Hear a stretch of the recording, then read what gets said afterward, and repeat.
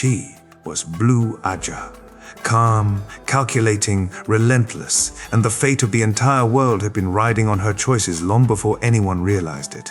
This is the full story of Moiraine Damodred, her rise, her fall, and her unbelievable return in the Wheel of Time. Moiraine began her journey not as a queen or a general, but as a hunter, hunting for one man, the Dragon Reborn. Raised in the White Tower, trained in the arts of the One Power, she was chosen for the Blue Aja, the spies, the seekers, the ones who would give their lives for a cause. When the Aes Sedai received the ancient foretelling that the dragon had been reborn, Moiraine made her choice. She would find him before the Shadow did. Years later, her path led her to a small, quiet corner of the world, the Two Rivers.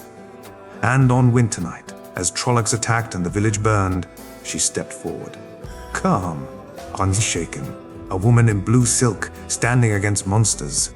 She saved the lives of 3 young men that night, Randall Thor, Mat Cauthon, and Perrin Ibarra, and set them on a road none of them could turn back from. From that moment, she became the hidden hand guiding their fates. Across shattered cities and cursed ways, through political traps in Caerhien and the White Tower's webs, she was always 2 steps ahead. Or at least she tried to be. She was mentor, protector, and manipulator all at once. She shielded the dragon from the shadow, and the shadow from the dragon, because she knew Rand's power could destroy the world if unleashed too soon. But even Moiraine could not control everything. Lanfear, one of the Forsaken, beautiful, and deadly, had her own designs on Rand. And in the Stone of Tyr, and later the docks of Caerhien, their games turned deadly. It all came to a climax in the land of Caerhien, near the docks of the river Erenine. When Lanfear attacked, Moiraine saw only one way to stop her: sacrifice. She threw herself and Lanfear through a terangrial gateway into another world, a place where time flowed differently and escape was almost impossible. To everyone who knew her, Moiraine was dead. Lan, her warder, felt the bond vanish. Tom Merrilin, the gleeman who cared for her more than he ever admitted, grieved in silence. Rand pressed on without her, but the loss left a hole in the pattern. And then, years later, the impossible happened. Mat Cauthon, of all people, stumbled into her prison. Through a bargain with the Eelfin and Aelfin, Moiraine was freed. But she was not the same. Her strength in the One Power was broken, diminished. She could never again channel as she once did. Yet her mind, her resolve, stronger than ever. She returned to Rand, not as his protector, but as his equal, and, in some ways, his last hope. Then came the last battle. The Shadow poured its armies across the world. The Dark One's touch twisted reality itself. And in the Pit of Doom, as Rand confronted the Dark One, Moiraine stood at his side with Nynaeve. They became the lifeline that held Rand to the pattern, feeding him the strength he needed to weave the greatest threads of the age. She didn't swing a sword, and she didn't lead armies. But without her, the Dragon Reborn would have failed.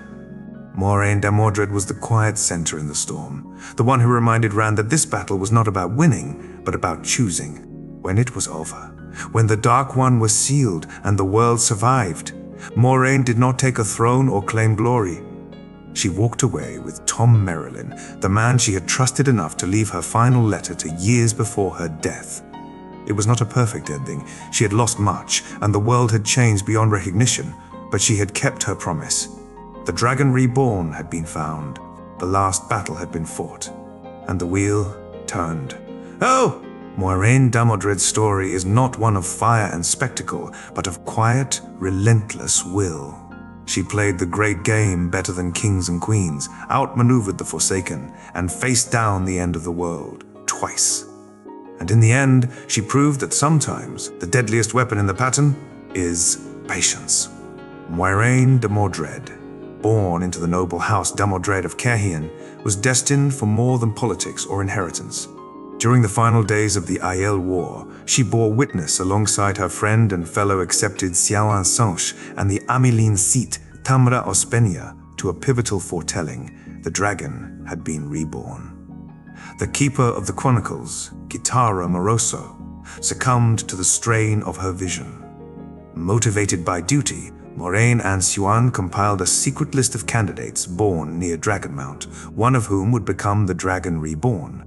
Shortly after, Moiraine was raised to the shoal and abandoned the politics of her birthplace in favor of a singular, sacred mission to find and guide this prophesied dragon before the shadow intervened. To aid her lifelong quest, Moiraine formed a deep bond with Lan Mandragoran, the uncrowned king of the fallen land of Malkia.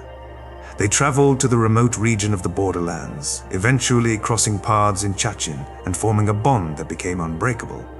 Lan became her warder, and together they warred against the Shadow's encroachments, rarely returning to Tar Valon.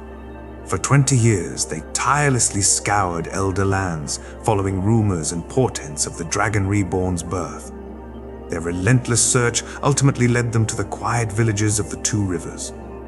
On winter night, Trollocs descended upon Emond's Field. Moiraine, guided by forethought and preparation, persuaded and escorted Randall Thor, Mat Cawthon, Perrin Ibara, Egwene Over, and Nynaeve Mira away from doom. Along the way, they braved dangerous foes and tests of character that would bind them into the fate of ages to come. At the eye of the world, Moiraine recognized Rand as the Dragon Reborn as he channeled in the face of death at the hands of the Forsaken Agenor and Baal Zamon. Though the townsfolk of Shadowspawn remained skeptical, Moiraine knew her purpose would finally begin in earnest: the road to Tear and the battle for destiny. In the third book, The Dragon Reborn, Rand sought solitude to shield his friends from danger, setting off toward the Stone of Tear. Moiraine, Lan, Perrine, and the Ogier Loyal pursued him across the land, battling Darkspawn and Dark Friends, all while guiding and testing his resolve. Simultaneously, in Tar Valon, Mat Cawthon was healed of the dagger's corruption by Aes Sedai and regained his wit and strength. Meanwhile, Egwene, Nynaeve, and Elaine scoured the tower for the Black Ajar's traitorous network. Their paths converged. Ultimately, all roads led to Tear. Within the enigmatic Stone of Tear, alliances and betrayals intertwined. Baelal, one of the Forsaken, confronted Rand. And it was Moiraine who intervened, wielding balefire to destroy him at the cost of dangerous tampering with fate. Rand drew the fabled Kalandor Crystal's Sword of Kings, sealing his identity as the Dragon Reborn. Although Baal Zamon fell, it was Ishamael who remained the true threat. Tyr's populace bent the knee, heralding the rise of a new warlord, sacrifice and disappearance. Years passed as Rand's struggle grew darker and more fragmented. Then, during the fires of heaven, Moiraine confronted Lanfear, a Forsaken consumed by jealousy and ambition. She forced Lanfear through a mysterious red door portal into another realm. Stepping through herself, the door vanished. Both appeared lost.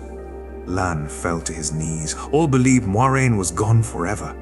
The heat of the Cairhien sun beat down on the docks of Cairhien's river harbor, yet the tension in the air was colder than any winter wind. The wagons bearing the Ter Angral for the Cairhienan nobility's inspection had just rolled past when Moiraine sensed it. An oily ripple in the air, a sudden sharpness in the weaves of the One Power. Her eyes found the source instantly. Lanfear.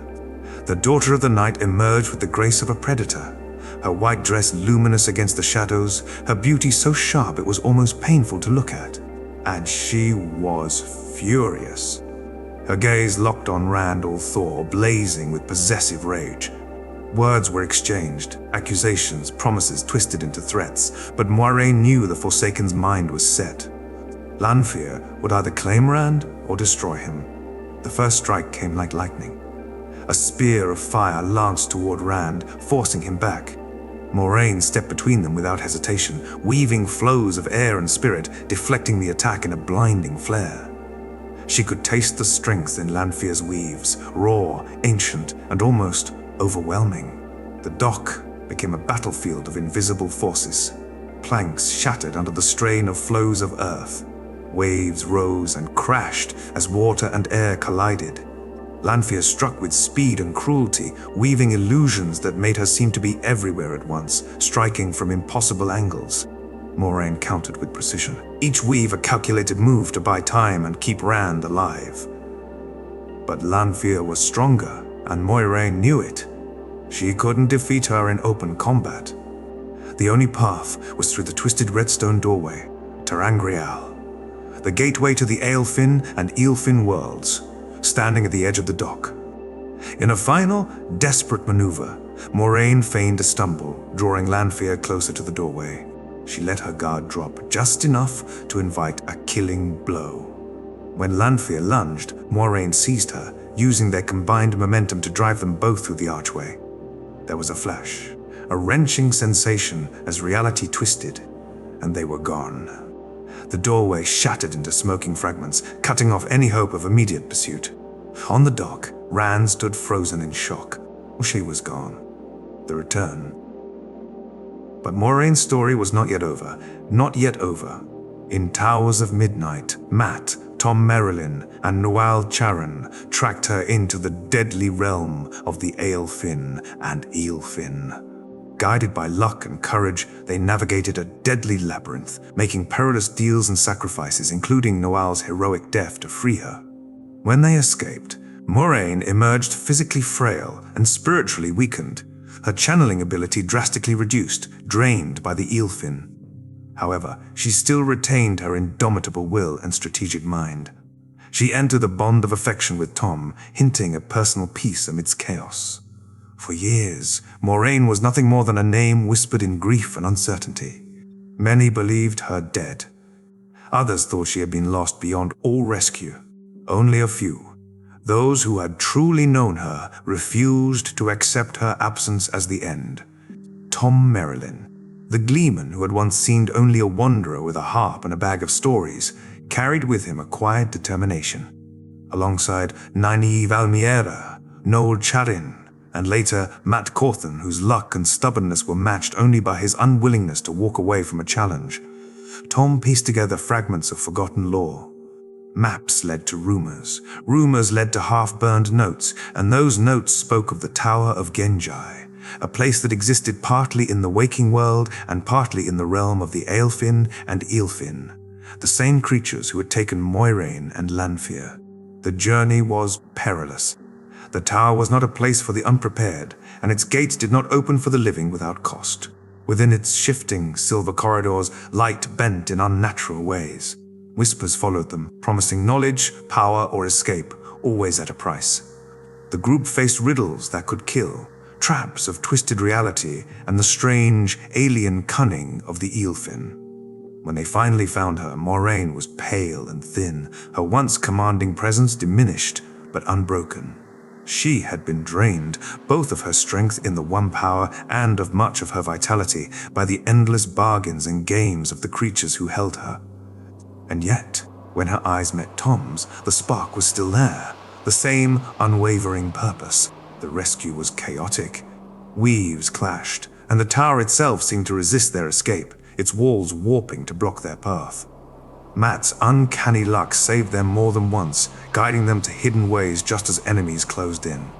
Tom's blades flashed in the dim light, cutting down threats that could not be bargained with. At last, they burst into the open air, the strange silver door sealing behind them. Moiraine was free, though forever changed. Her strength and the power was greatly reduced, yet her resolve was sharper than ever. She had looked into the darkness and returned, not as the same woman, but as someone tempered by the fire of sacrifice. The last battle. Finally, in a memory of light, the last battle, Tarmongaidon drew all forces to war on multiple fronts. Armies clashed in Caemlyn, Tarwin's Gap, Kandor, and Sheol Ghul. Moiraine assumed a critical role, not on the battlefield, but at the negotiation table. On the fields of Merilaw, she persuaded Egwene and other leaders to accept the dragon's peace. With her authority and calm reasoning, she laid the political foundation that prevented further bloodshed and united desperate factions around Rand. Every moment of her life, every sacrifice, hidden plan, and moment of courage bore fruit in that decisive hour. by the time of the last battle. Tarmongaidon. Moiraine is no longer the most powerful channeler on the battlefield. The Eelfin had taken much from her, and she can channel only a fraction of what she once could. Yet she knows power is not always about raw strength. It is about knowledge, timing, and the will to do what must be done. Her most critical role comes at Shayol Ghul, where Rand al'Thor faces the Dark One in the ultimate confrontation. Moiraine stands beside Nynaeve Almiera, not to hurl fire or tear open the earth, but to support Rand in the spiritual duel that will decide the fate of the world. They act as his anchors, helping him weave the sa'angreal Kalandor into a trap, one that turns its vulnerabilities into a weapon. When the moment comes, Moiraine's calm, steady presence is what allows Rand to execute his plan. Through Kalandor, she and Nynaeve channel Sadar into Rand, while he draws Sedin and even the true power, creating a perfect circle that the Dark One cannot anticipate. Her ability to maintain control under unimaginable pressure is as vital as any sword or spell in the battle outside. Elsewhere, her influence is felt in the strategy of the Allied forces. Her experience in politics and war allows her to coordinate between disparate leaders: the Aes Sedai, the Seanchan, the armies of Andor, and the Borderlands. Moraine's voice carries weight. When she speaks, even monarchs listen. Though she does not lead charges or destroy armies with a wave of her hand, Moraine's role is one of precision and leadership, a reminder that battles are won not just by the strongest, but by the one who sees the shape of the war and acts at the exact moment to turn the tide. The culmination of Moiraine's life was not a grand death or martyrdom. Rather, she retreated into peace. She married Tom Merrilin, choosing love and quiet over power. She watched as the dragon's burdens lifted, and as the Fourth Age dawned. Her mission complete, she became a legend, a mother of the age to come.